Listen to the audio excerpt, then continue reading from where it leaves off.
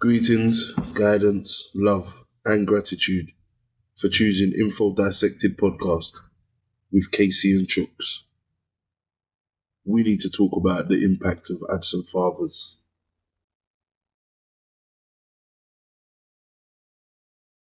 Right.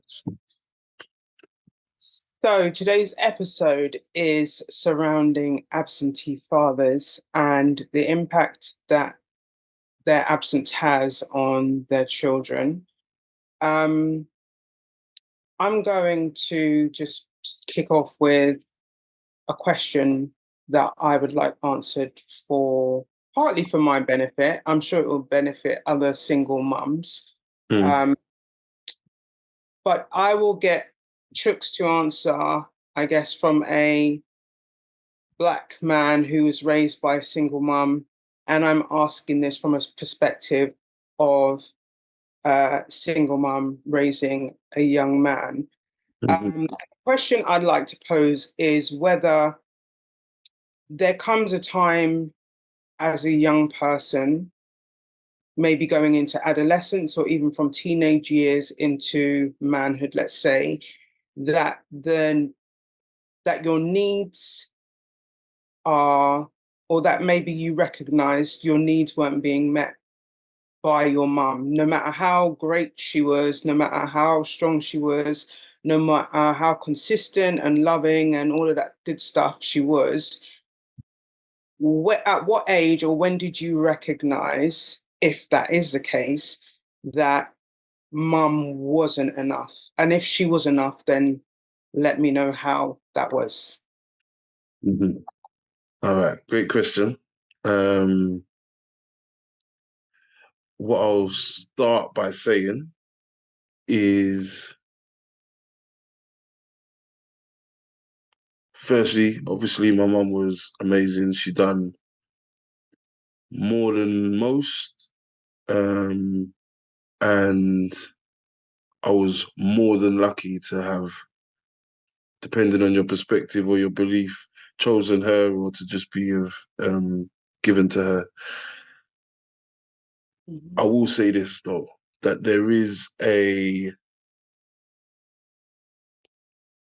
I feel like for me, that point came a lot later than I would assume it comes for other people in a similar situation to myself, which is obviously, from what I'm aware, my father left at 2 and didn't look back in any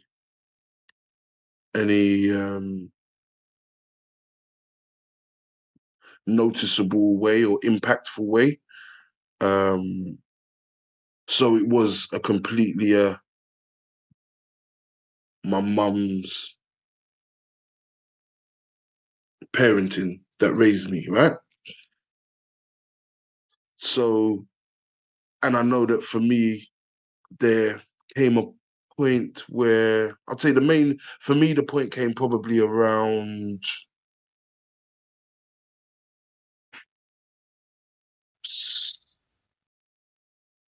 18, 18, 19, maybe, 17 even, but I think probably closer to 18, 19. Um, I, I think, and that's the conscious realization. That's the question you asked. I feel Mhm. like if I look at it as an adult, looking objectively at the situation, I believe the the impact was a lot younger. I feel like there were scenarios as far as,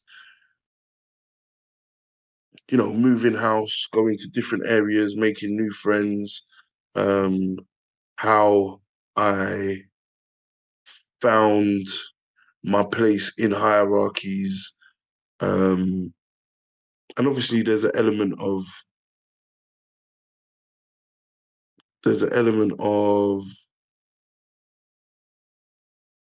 personality involved in that as well.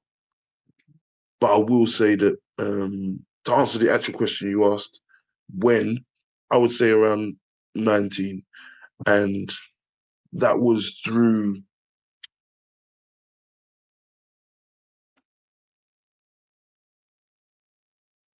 really the first time I actually really impacted or was impacted by adult situations um,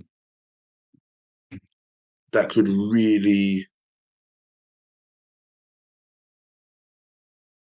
that really required an actual blueprint, a manhood blueprint. What would be an Uh, example? okay, I will say best example I can probably give is beef, right? So conflict. Let me say that probably a more mature way of describing Professional. it. Yeah, more professional way. So yeah, conflict with my peers, not friends, but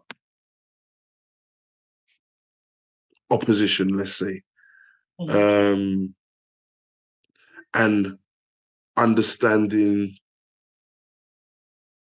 understanding how to not lead with emotion, understanding how to take time, understanding how to um,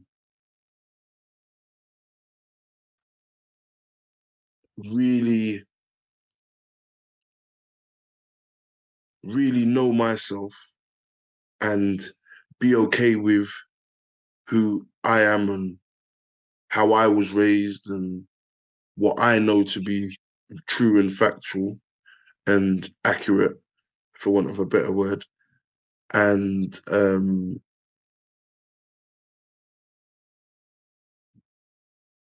Can I just ask of course, the point that you made, which is something that I've only really discovered recently yeah. about leading with emotion. Hmm. Has that changed in adulthood, or do you find that you have to make a conscious effort not to lead with emotions? Because that's definitely something that I identify as being a factor when boys are raised by single mums. Yeah, I think it's a great point and a great question.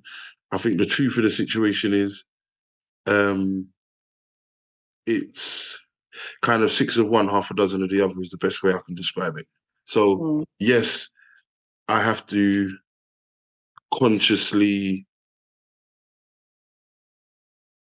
address reactiveness in myself or triggering or what I call it going into autopilot. Um, and then having to take stock after the fact and compose myself and get back into what I would call my masculine energy, right? Mhm. But I would say, there's also biological things that kind of mean I'm able to be that person in other scenarios. So that's why I say six of one, half a dozen of the other. So there are, as I said, there's situations where I'm either triggered or um, it's a habit. This happens and I automatically react in this way, and it takes me some time to kind of rein myself back in. There's those moments, and then there's also moments where I am fully aware that I am man. I am not kind of, you know what I mean? I am not just like an emotional being completely, if that makes sense. Mhm.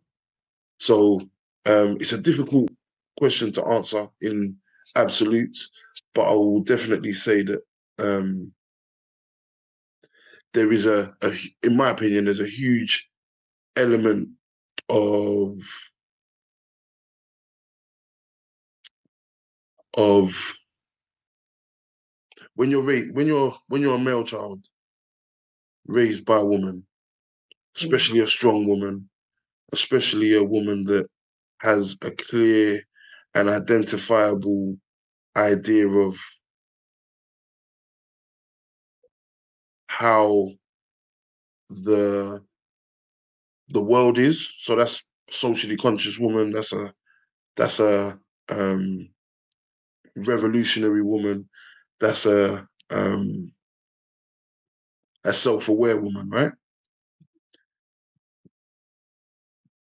That's a woman that also has an element of fear attached to their son as one element. That's also a woman that has an element of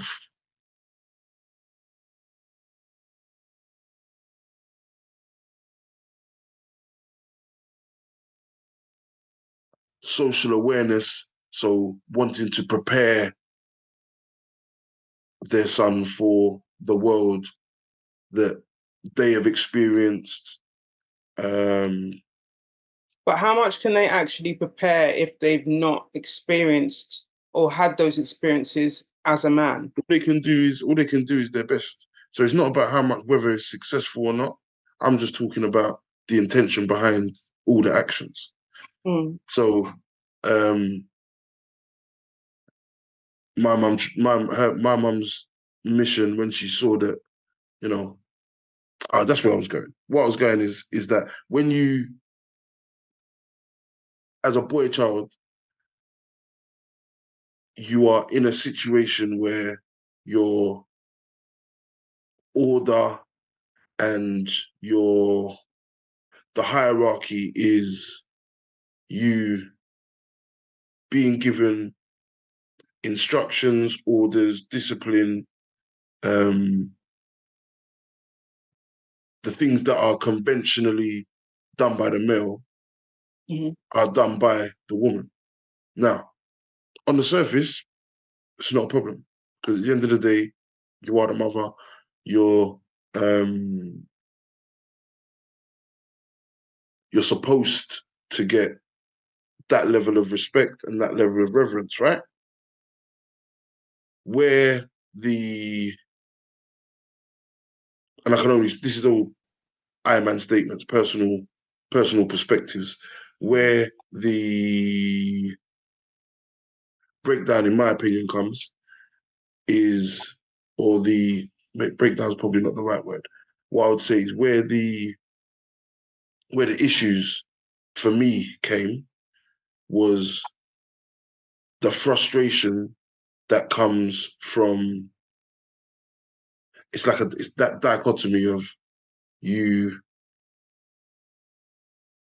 you can't fight back in any way. It's like your arms and legs are cut off. It's like you are raised and trained to respect and revere this woman as you should. But this person that you're supposed to respect and revere is also a person that maybe makes mistakes, maybe deals with you a certain way. And you haven't been, well, let me not say you, I wasn't armed with the tools to articulate um, articulate my emotions, articulate my thoughts in a cool, calm, and composed way, right? Mm-hmm. So what ends up happening, well, what happened for me was there were two outcomes. Either I shut down and I just said, this ain't gonna go nowhere good. So best thing I just take the noise, even if I think it's wrong, whatever, and keep it moving. That creates resentment, right? Mm-hmm. Then, or the other alternative is you buck. You say, yo, like, obviously not in that tone. Well, I didn't necessarily in that tone, but you know what I mean? That's the energy. The energy is still going to be felt, especially as a woman, you're feeling beings. So you're going to feel the energy, even if the words aren't the same, right? So then it's going to be like either the tone is going to be elevated, the body language is going to be aggressive, the the message is going to be skewed because you because I didn't have the ability, especially at those young ages, especially with that generation of there is no challenge. Like you, which is a very masculine energy, which is required and is necessary for a child to grow and be a balanced individual. Mm-hmm. Both energies are required. The confusion for me, anyway, came from, I believe, as a boy child, that's what you crave. You crave, a child in general, I suppose, craves the boundaries and the borders and understanding of the expectations, right? But when those boundaries and expectations are coming from the place that you want the softness from, all you hear, all I heard, should I say, was the boundaries and the restrictions. Mm-hmm. So, and that once again leads to the resentment. And when the resentment is something that you don't have the tools to, I don't know, intellectually fix or explain or get your message heard in the right way, because you haven't had the the teaching that comes from manhood that I got later through friends' interactions with their fathers. Um, you know, just the only example I can think of at the top of my head really is, I don't know, speaking to how you deal with your mother when the cycle is in process, for example. Yeah? Mm-hmm. It's like that was a lesson that was completely missing. And it's a lesson that you could give as a mother. Don't get me wrong. You could say the words, but it's gonna hit different. It's gonna hit different because you're speaking. I would have heard it as something that you're saying to benefit the mission. Do you understand? And I will completely agree with that Mm-hmm. based on my own experience. Mm-hmm. I don't, I wouldn't say suffer, but I don't experience that kind of thing. However, when I have gone in to explain it to my son, he's like, that don't exist. Like that, it you can't. I could Google, I could have him read something, Uh-huh. but he's like, that's just an excuse, which is basically what you're saying. If your mum or a female is explaining, time of the month and blah blah blah, and this is Mm. what's going to happen leading up. I get that. If a man or your father's telling you, listen, Chuks, like just ease up a little It piece is. around. It is. And that's the thing. It wouldn't even necessarily just be that. What it would be first. It would be understand that whether you agree that it's justified or not is neither here nor there because you don't have no ovaries. Yeah, Mm-hmm. you ain't got none. You ain't never gonna know. Like this is the truth. You're not gonna know. We can assume. You could assume that there's some women that have no I don't know if symptoms is the right word to use, but Mm. like or there could be some that don't have or have very minimal and play it up. There could be some that have terrible ones and play it down and don't want to cause a scene. And like, we're never going to know. The truth of the situation is, either way, you need to understand that at this point, it's about being plugged in. It's about understanding that there's a period of time where you have to change how not only you deal with this person, but how you receive from this person, Mm-hmm. whether it's your mother, whether it's your partner, whether it's your sibling, whoever it is. And these are the lessons that I didn't receive. And these are the lessons that luckily for me, I have great relationships with my friends. I call them brothers for years and all of these things. So through conversations, not necessarily somebody telling me like, oh, this is how I came up and this is what my dad taught me. But just through hearing how things were explained and just through general conversation, I've had to go back and sit down and take stock and be like, rah, I didn't even get that lesson. Like I'm internalizing this, what I'm seeing as unfair treatment or the excuse for bad behavior is how your son may process it. It's still kind of like that's either going to breed resentment in him for you for seeing you as a bad person in that regard, or it's gonna breed a sense of kind of what's the word I'm looking for? A negative view of himself for not being able to understand how to help the woman or deal with the woman that he loves probably more than life itself and her experience to be better, him not understanding how can I ignore what my mind is telling me. Do you understand? So that's an example I can give.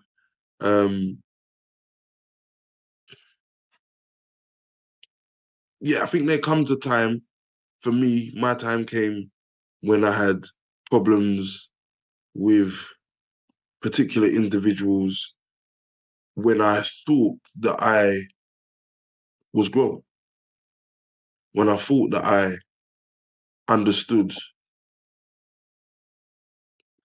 what I would call the rules of manhood. Do you understand? And through various mistakes that I made personally, and yeah, I'm not gonna pretend like it was all me and there was no blame placed on the other side. But another huge stool of what I would call the rules of manhood is focusing on your part to play, focusing on how you impacted the situation and changing what you can about that. And the only way you can change those things is by being completely honest about your role in it. The rest of the stuff, who's to blame and the other person's point of view and how they've made you feel and all that comes later when it's been resolved and the facts of the situation and the resolution to the situation has been established. So because I didn't have that ability, and also I was very much looking for the boundaries that we were talking about earlier. So I was looking for the constraints, and I thought I saw them here, and they were constraints and boundaries of a child because that's who I was learning from. I was learning from my peers, not through actual concerted lessons either, through observation. And we all know that when you observe something, all you're seeing is the surface layer. And then it's down to your interpretation. That's why it's so important to have, in my opinion, a real focused and present parent. And if you can't be a parent, it's got to be, in my opinion, the same sex elder person that is respected in some way. Doesn't necessarily. Some kids, some children, I'm sure it's going to have to be somebody who's done the road thing, or who has, or for some children, it's got to be somebody who's done the professional, like made it. Like my friend's little brother, for example, my friend's done the road thing, right? His little brother has done the legit thing. It's funny because we went on holiday for my anyway, we went on holiday and we realized he was 22 at the time, youngest guy there, and he'd never had a fight in his life. He's never thrown a punch in anger in his life. And out of the 12 people that was there, nobody could believe it, right? So I'm just to show the difference between the two. Mm-hmm. So yes, he can hear what is being said to him, but the person that he respected was a guy that my friend went to school with, who same as him. I think this guy had a fight in school. Don't get me wrong, but he done it the right way. He's, I don't know, a director of a bank in America and doing his thing, big with suit to work every day, boom, like proper guy. And that's the person that he goes to for mentorship, and that's the person that he goes. And now he got his law degree and um, earning decent money. Bought his first house, I think, at 23. Like, done his thing. Don't get me wrong. So, my point is that it's not going to be always the same type of person that's going to be able to pour into your child. And for me, the people that my mother tried to get my ear with didn't didn't have the respect or didn't have the things that I was chasing. Like me now, they were the perfect people. Mm-hmm. At that age, I thought the road thing was what it was. Like, how do I know how to move up this hierarchy? Who do I need to punch out? I don't know. Like that's what I thought it was. And that was nothing to do with what was in my house. That was to do with the fact that I believe anyway, is that the stages of life are when you're super young, all you care about is how you're perceived by your parent or parents, the people in your family. That's what drives you. That's what makes you behave yourself. That's what makes you achieve and strive at school. You want to make your mum proud. Like don't want to get in. I don't want to disappoint mum, right? And then you get to that teenage stage where now it's about the people that you're around all the time. Mm-hmm. That's your world. What do my friends read? What do they care about? And if it's not my friends, what does society care about? Because I think for in this generation now, where social media is the thing, Yeah. Yeah. um, what is the in thing? Like, what do people respect? What do people rate? And then I believe you come into this then it becomes the amalgamation of those two things. And the percentages differ depending on, I believe, your experiences. So for me, I leaned away from what my mum rated because if I'm being all the way honest, I just didn't think I could match the expectation. I thought the expectations were unrealistic and unfair even. Mm-hmm. And I felt misunderstood and felt like there was a lack of, at the time, I thought it was a lack of wanting to understand my perspective. And now I realize that it was uh, too much of an understanding of my perspective to give me the leeway that I felt I wanted. Mm-hmm. Um, so, and then, then you, for me anyway, my story was I end up coming full circle, um, probably too late for me to gain the things that I wanted to gain now from being blessed with my mum. But yeah, I just think I don't know. I feel like I've kind of gone. No, you've gone exactly where you needed to go. But I Yeah, would ask just before this episode yeah. ends, Hmm. um, do you see or would you have viewed at the time Mm. your mum's need to protect you as a hindrance or something that should be there? I definitely saw it as a hindrance. Okay. 100%.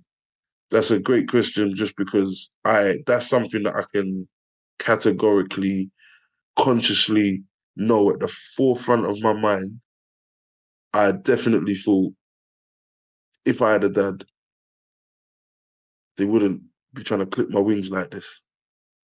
And that's something we've discussed before. And I Mm. remember something that stood out in that conversation was that um, mum is that protection, that cushion, but dad is the one that would say, okay, in this situation, here are the tools that you need. I think 100%. you went into that's how you drive the getaway car. There's the spear, there's the weapon.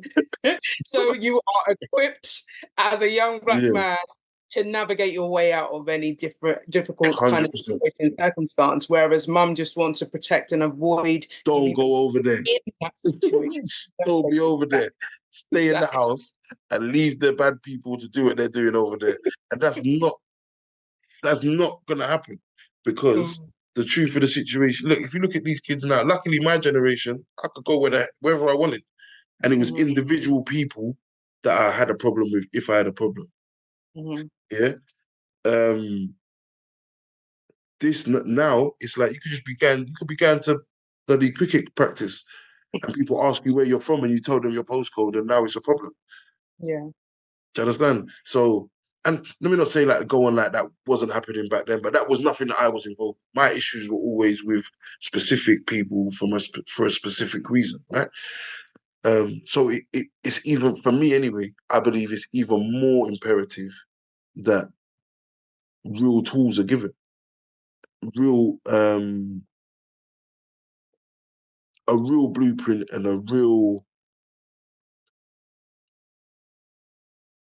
yeah a real roadmap to how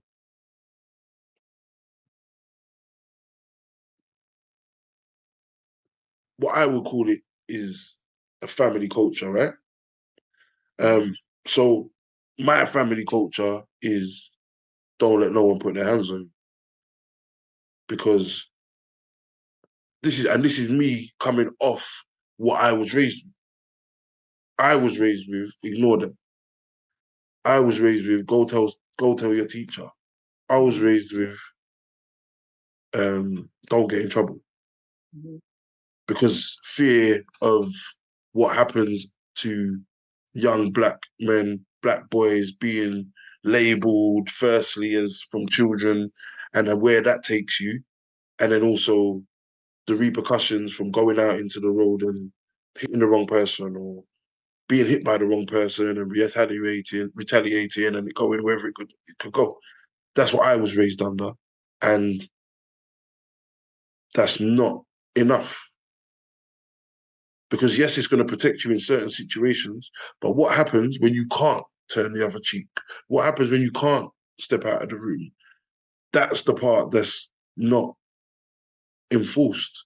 And that's the part that I believe, as far as, and I know it's all about conflict. My issues are all to do with conflict, but I'm sure, and I know there's more things that a father can give you, like I say, and how to deal with women and how to deal with And just how to drive being the getaway friends with car. people. And that was just the example I was giving at the time. But yeah, like I think there are it's important as well, I think, for people to understand. I think it's very important that people understand that it's not just conflict. It is kind of interactions and understanding how to deal with, especially the mother. Your mother is the person that you want to build an amazing relationship with, and that's why I think it's so important for fathers to not just disappear, for fathers to be active and put their best foot forward. Fantastic answer. I salute you and your answers and your input, and I look forward to the next episode of Info Dissected. with your good self.